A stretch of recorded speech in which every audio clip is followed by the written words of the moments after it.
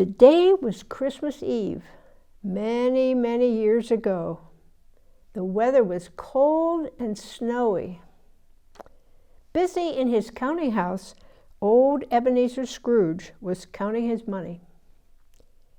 In the freezing outer office, Bob Cratchit, Scrooge's clerk, sat shivering.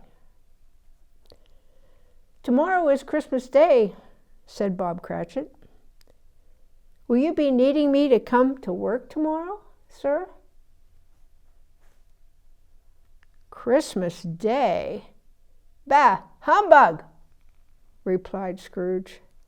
"I suppose you must have the day off, but be sure and be early the next day, because Christmas is a poor excuse for being a lazy clerk." Just then, Scrooge looked up with a frown from his counting desk. Having heard a sound outside the window of his office, he went to look. Carolers had gathered in the street, and Scrooge could hear their cheerful singing. "God rest ye merry gentlemen, let nothing you dismay." Scrooge threw open the window and shouted to the carolers, "Be on your way! Can't you see we're working here?" "Merry Christmas," the carolers sang out. Before he closed the window, Scrooge replied, "Bah! Humbug!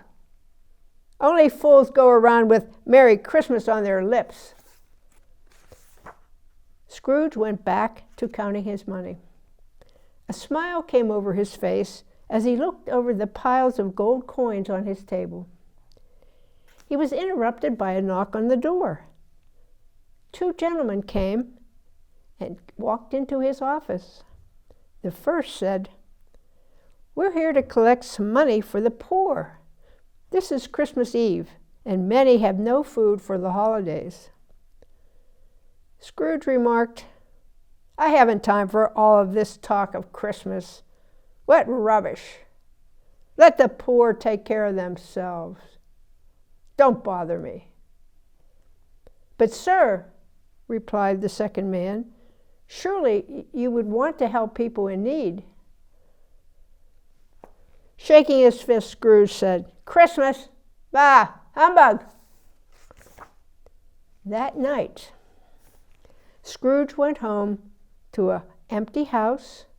He ate a cold supper, and then he went to bed. But in the middle of the night, he was awakened suddenly by a strange noise. He sat up in his bed and stared at the ghostly figure in front of him. He saw what looked like a person in a white robe moving slowly toward his bed. The figure spoke to Scrooge. "Come with me. I am the ghost of Christmas past." Scrooge rubbed his eyes, but the ghost was still there. Although he was frightened, Scrooge did as the ghost asked and got out of bed. Suddenly, Scrooge found himself walking with the ghost up a lonely road. Before them was a large and ancient building. Scrooge and the ghost went through the door. Inside, alone in a room, sat a young schoolboy. All the other boys had gone home for Christmas, and this child was left alone only with the schoolmaster to be his company. He seemed very, very sad. Scrooge saw the boy and said, Why, that looks like me when I was a young boy. I know just how it feels to be left alone at Christmas." "Exactly," said the ghost. "I'm showing you your own Christmas from a long time ago.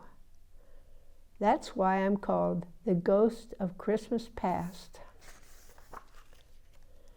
Well, the next thing Scrooge knew, he was back in his bed. Then he heard another strange sound, and a second ghost appeared. I am the ghost of Christmas present, he said. Scrooge suddenly found himself looking into the home of his clerk, Bob Cratchit. The Cratchits were just finishing eating the smallest pudding Scrooge had ever seen, yet they laughed and smiled as if they were having a feast for a king or a queen. They were celebrating Christmas, even though they had tea instead of wassail to drink and could not afford a Christmas turkey. Bob Cratchit's youngest son, Tiny Tim, was so frail he had to use a crutch.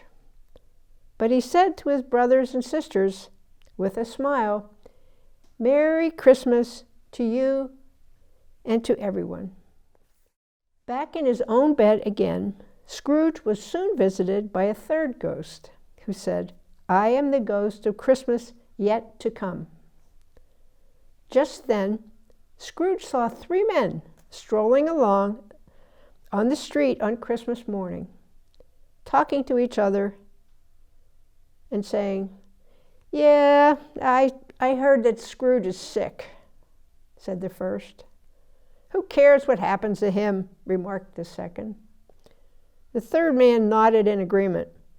"Anyone who calls Christmas humbug doesn't deserve our help." Scrooge realized they were talking about him.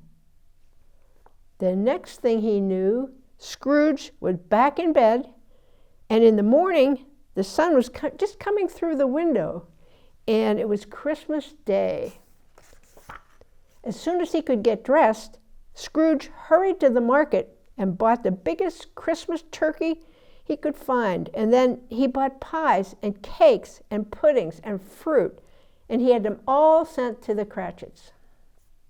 Scrooge went back in the street. As he walked, he gave money to people along the way who seemed too poor to buy Christmas gifts for themselves or their families. He passed the carolers that had visited him the day before in his office. They looked at him first with surprise and then with smiles as he called out, "Merry Christmas!"